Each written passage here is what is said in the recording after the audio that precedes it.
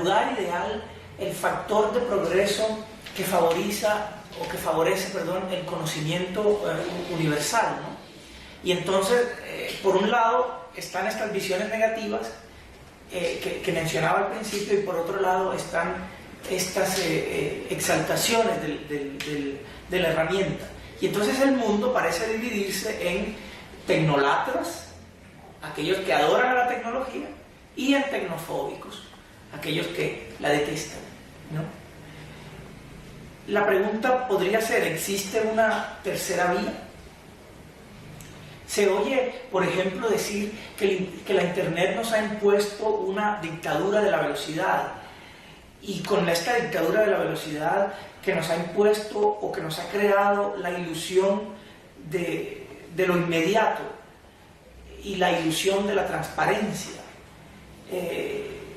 Con Internet se ha impuesto casi que una confianza ciega en la fuente, y parece ser que en estos momentos lo necesario sería volver a aprender a dudar, porque hoy por hoy la mayoría de los estudiantes, al menos en la educación básica, pues, o normalmente cualquier persona casi que toma por dogma de fe lo que dice Wikipedia, ¿no? Una confianza ciega en la fuente, ¿no?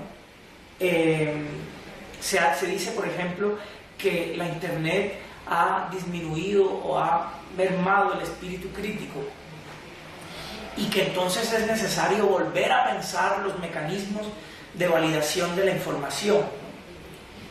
Y uno puede darse cuenta que hay en la conducta normal o cotidiana de las personas en Internet, hay una tendencia a la velocidad, una tendencia a la precipitación en el juicio, una cierta, casi que se podría decir una ausencia de prudencia, una actitud ingenua frente a las informaciones.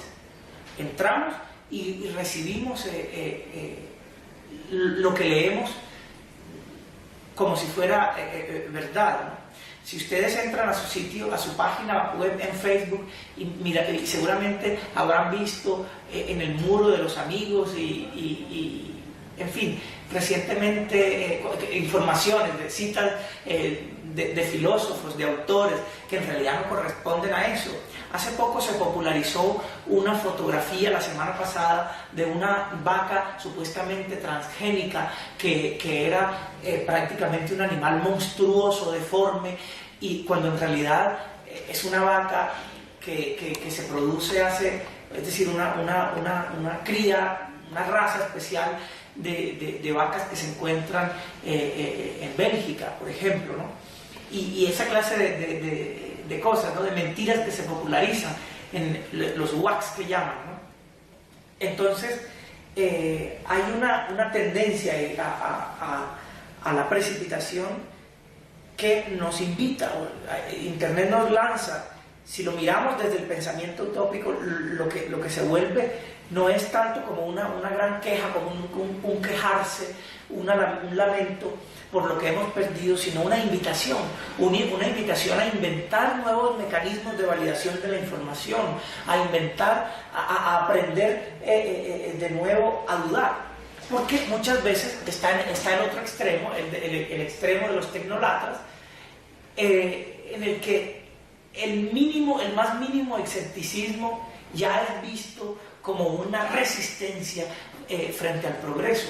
Si usted le hace preguntas a la Internet, le hace preguntas a la educación virtual, entonces quiere decir que usted está contra esa herramienta maravillosa que nos ha cambiado la vida y que ha transformado nuestras relaciones, ¿no?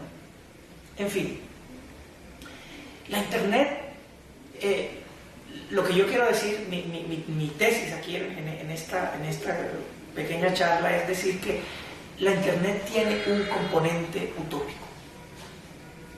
La Internet tiene algo, y la educación virtual tiene algo en sí misma que ha producido o que está al origen de esa popularización tan grande de los últimos, que ha vivido en los últimos años.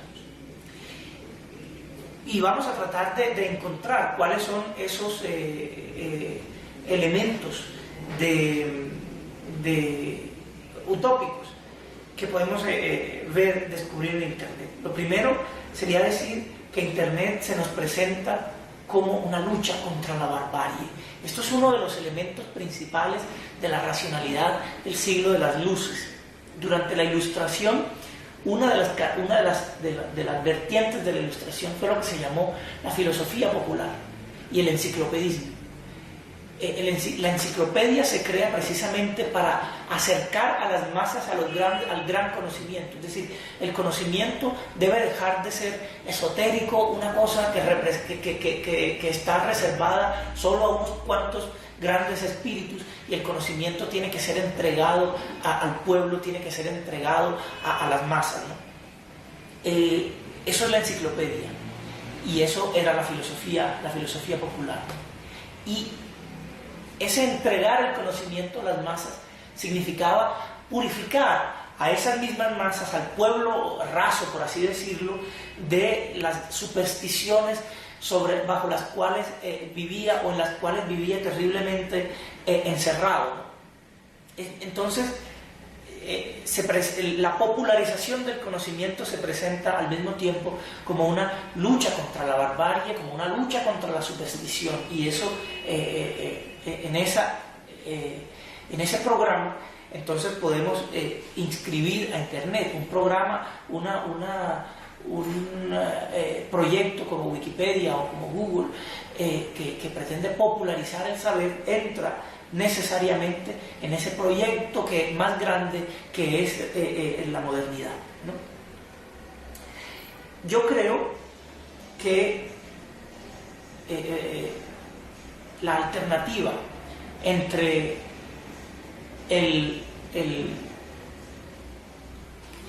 la tecnofobia y la tecnolatría es un falso debate. Yo no creo que sea necesario ponerse en uno de los dos lados. No creo yo que sea necesario decir yo estoy a favor 100% de Internet o estoy contra al 100% de Internet. Y lo mismo hablando de la educación virtual, ¿no? Porque en realidad nadie cuestiona la herramienta. La Internet es una herramienta maravillosa que puede servir a muchas cosas buenas, que nos ha acortado las distancias, que ha abierto, en fin, grandes vías, ¿no? Yo creo que nadie pone en cuestión o cuestiona la Internet como herramienta. Lo que se cuestiona es la Internet o el uso que le damos, ¿no? El uso que le damos. Y puesto que esto es un congreso de experiencias pedagógicas y didácticas en educación virtual, uno de esos usos es utilizar la Internet para educar. Y si se dan cuenta, vuelvo al tema y hago un paréntesis y vuelvo a lo que estaba diciendo de por qué Internet hace parte del pensamiento, o por qué en Internet, a la base de la Internet, hay mucho de pensamiento utópico. Y decía yo que, o digo yo que la Internet no podría haber tomado el lugar que tiene hoy en nuestro mundo si ella no respondiera a una concepción de la racionalidad moderna. Es decir, Internet no sería lo importante que es para nosotros hoy si no estuviera en sintonía con una concepción de la racionalidad que es propia de la edad moderna. Y uno se podría preguntar por qué la comunicación, por qué el comunicarse es tan importante en nuestra sociedad.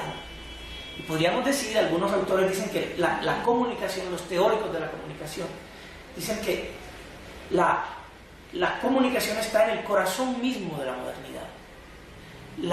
La modernidad ha consistido como en un lento movimiento de emancipación del individuo, ¿no?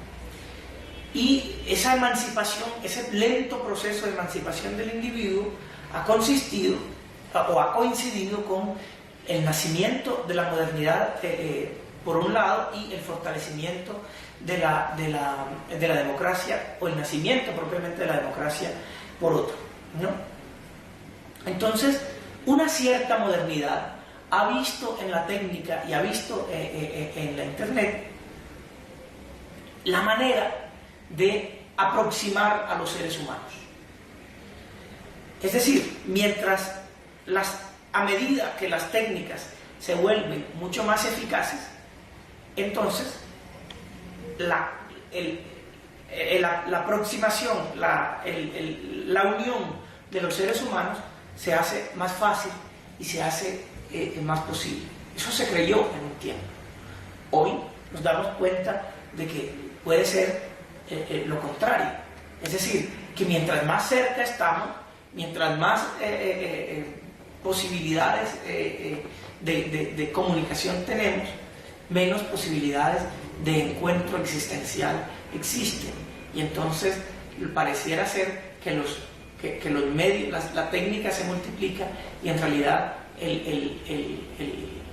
la técnica se multiplica, las posibilidades de encuentro, de comunicación a través del teléfono móvil, a través del correo electrónico, a través de las redes sociales. Esto pareciera ser que nos acerca más, y muchas veces las personas todavía se oye a menudo decir que en realidad la gente cada vez se siente más sola, y hoy por eso se habla de una soledad interactiva, soledades interactivas. Por eso a veces el mejor estudiante puede ser, al menos el mejor, digamos, el que muchas veces las personas las que conocen las técnicas de Internet de una manera asombrosa, o que se han dedicado infortunadamente a cometer delitos informáticos, muchas veces estas personas se muestran con una personalidad bastante aislada, con una personalidad que tiene grandes problemas de comunicación, ¿no? Y entonces yo creo que esto se puede explicar a partir de una dualidad fundamental que podemos nosotros encontrar en esto de la Internet. Hay una dualidad fundamental entre lo normativo y lo funcional, entre lo ideal y lo necesario, ¿no? Y entonces pareciera ser que la pregunta es de saber hasta dónde llegará la Internet, ¿no? Yo creo que la pregunta no es saber si todo el mundo algún día usará Internet, o si en la educación la Internet se populariza. Es decir, hoy por hoy ningún proceso educativo en el mundo, creo yo, es ajeno a la Internet, al menos en condiciones normales. No digo yo en condiciones extraordinarias, pero en ningún proceso educativo, en ninguna escuela, en ninguna universidad, hoy es posible educar sin Internet, ¿no? Entonces, la pregunta, pero si nosotros nos detenemos si lanzamos esta misma pregunta a la educación virtual, entonces podríamos preguntarnos nosotros: ¿la educación virtual es un modelo ideal de educación, o apenas es un modelo remedial de educación? Esa sería la gran pregunta que nosotros podríamos hacer. Quiere decir esto que la educación, si nosotros decimos que la educación virtual es ideal, entonces estamos diciendo que toda la educación debería ser virtual. Pero podemos decir la educación virtual es remedial, entonces estaríamos diciendo que la educación virtual existe porque no es posible que con los métodos tradicionales se llegue a todas las personas, pero lo ideal sería que todos estuvieran en el aula de clase normal. Puesto que esto es imposible, eso sería lo mejor para todos, porque es el método más eficaz, porque es el método más el tradicional, en fin. Pero infortunadamente hay personas que no pueden, por los costos o por las condiciones personales, porque hay gente que trabaja, porque hay personas que no podrían estar en el aula de clase, porque el ritmo de vida que llevan les impide movilizarse y estar presente en un mismo lugar, entonces necesitan viajar, y entonces, como no hay de otra, habría que facilitarle la posibilidad de estudiar por internet.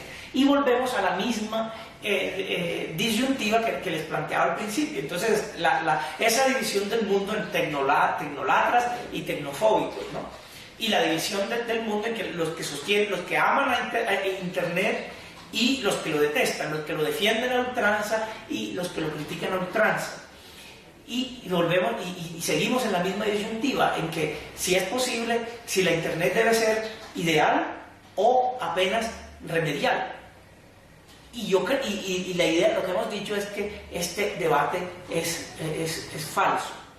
¿Qué sería lo ideal entonces? ¿Lo ideal sería acaso una mezcla de las dos formas de educación? Es decir, una educación presencial que tuviese además elementos virtuales, en los cuales los elementos virtuales son vistos como simples complementos al proceso central que es el presencial, o una educación virtual que tenga de vez en cuando encuentros humanos, cara a cara, las personas, los alumnos, los profesores, los tutores con los estudiantes, etc., ¿no? Entonces seguimos como en esa misma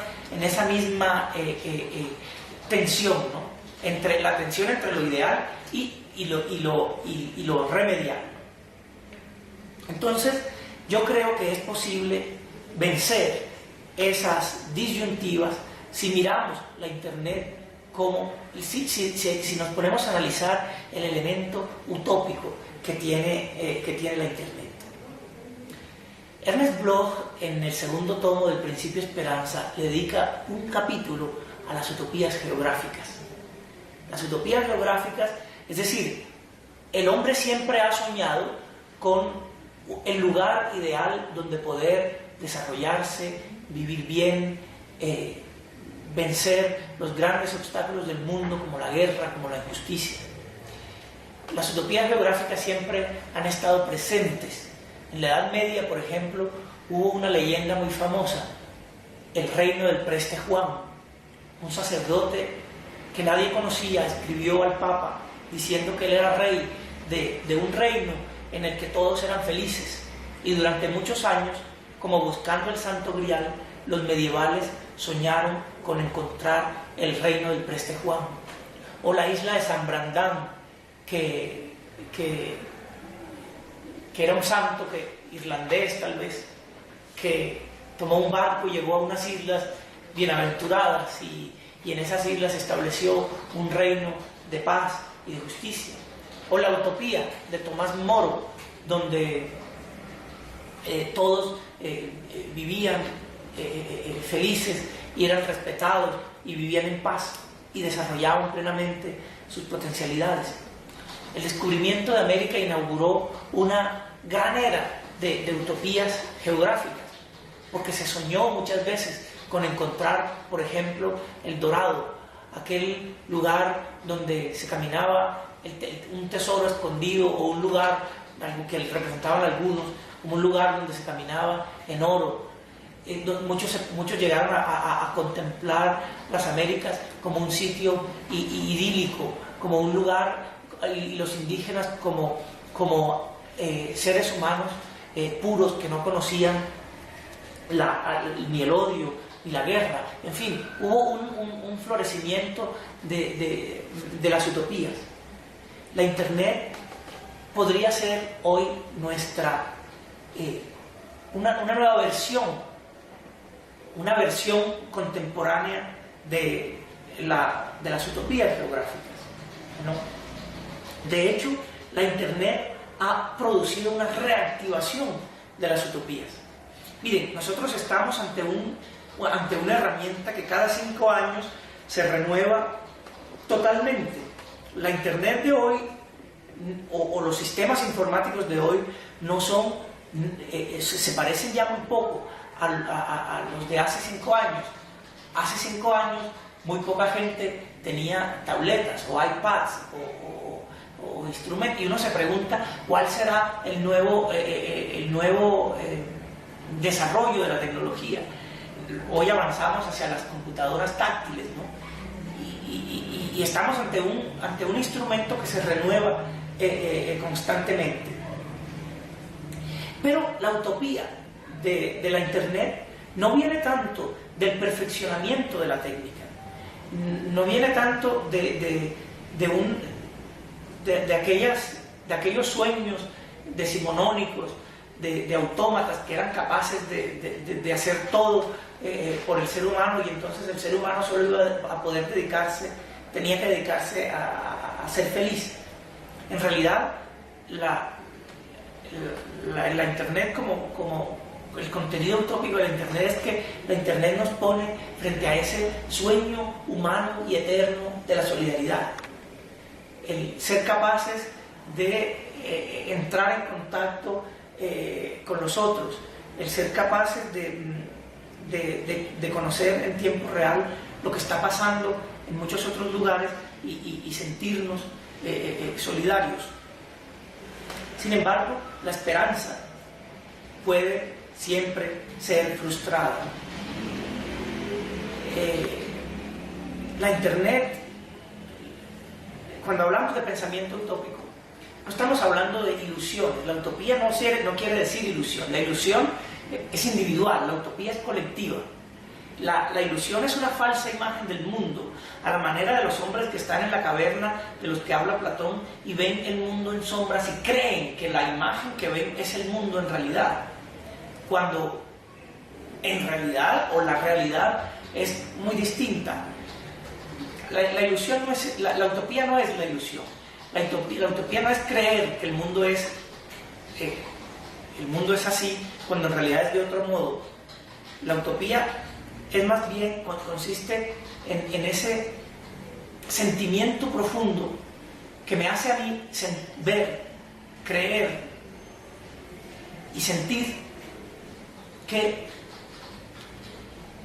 muchos predicados, esta frase es de nuevo de Ernest Bloch, no corresponden a muchos sujetos, que hay muchas cosas que deberían no ser y son, y que hay cosas que deberían ser y todavía no son. Eso es básicamente la utopía. Y entonces decía yo que la Internet entra dentro de esa gran línea de las utopías geográficas que aparecen en la modernidad. Pero ¿cómo es el espacio de Internet? La Internet nos abre a una nueva concepción del espacio y de la realidad. El espacio moderno y el espacio de Internet es un espacio homogéneo. Es un espacio que es igual en cualquier lugar. La Internet es igual en cualquier lugar. Y las redes sociales o cualquier página de Internet funciona más o menos funciona de la misma manera, que sea en castellano o en francés o en inglés o en mandarín o en suahili o en lo que sea. El espacio, un espacio homogéneo. Cada lugar es igual en cualquier sitio. Y segundo, es un espacio infinito. Es un espacio infinito, es un espacio que puede irse desplegando sin fin. Y en cuanto a la realidad, la Internet podríamos decir que es una realidad menor. Slavoj Žižek tiene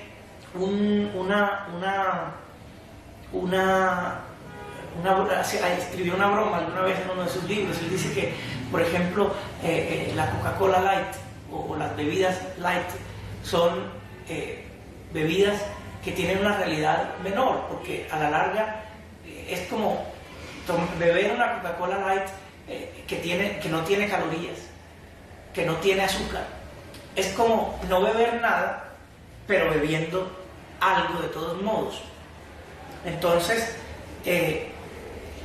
la Internet entra también en ese sentido dentro de la idea moderna que consiste, la idea de Hannah Arendt, en una cierta pérdida del mundo.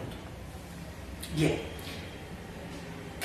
Entonces, hemos dicho hasta ahora que el mundo parece dividirse en dos. Parece ser que estamos puestos ante dos disyuntivas: defender o atacar la Internet. Podríamos decir que es una herramienta que se presta para las peores cosas o que se presta para las mejores. Y frente a la educación podríamos decir que podríamos ponernos frente a la perspectiva, la Internet es ideal para la educación y entonces toda la educación debería volverse virtual, o la Internet no es lo ideal, sino que es algo remedial, algo que se inventó o que nos inventamos, porque a la larga lo otro, que sería lo bueno, lo ideal, no lo podemos lograr por mil circunstancias, ¿no? Y hemos dicho que la Internet, entonces, que estamos intentando buscar una tercera vía. Y decimos que la tercera vía, que la Internet la podemos, que esos debates, ponernos en esas disyuntivas, son debates falsos. O es un debate falso. No se trata de decir cuál es la educación ideal, porque educación ideal no existe. Porque educación ideal significa que, si nosotros hablamos de una educación ideal, significaría que todos los seres humanos son iguales. Y los seres humanos somos iguales solo en un cierto sentido. Es decir, una igualdad que puede ser jurídica, pero no es una igualdad existencial. Y entonces, el debate de la educación ideal o remedial no existe, en el sentido de que cada cual puede escoger su camino y sentir que lo que está haciendo, que lo que le conviene a su persona, que lo que le conviene a su vida, puede ser la una o puede ser la otra. Y lo que decíamos de la Internet es que la Internet responde a un modo, a una dimensión profunda del ser humano, y eso es lo que podemos develar cuando nos dedicamos a estudiar la Internet, el sustrato utópico de la Internet. Y el sustrato utópico de la Internet, entonces hemos dicho, lo hemos encontrado primero en las utopías geográficas de la modernidad, en la modernidad como proyecto de emancipación, y que ese proyecto de emancipación y esa lucha contra la barbarie, entonces, que está en el corazón de la modernidad, encuentra o se canaliza a través de la Internet. Entonces, bueno, espero que podamos seguir compartiendo en el foro y escuchar sus comentarios y sus reacciones frente a mis ideas. Muchas gracias.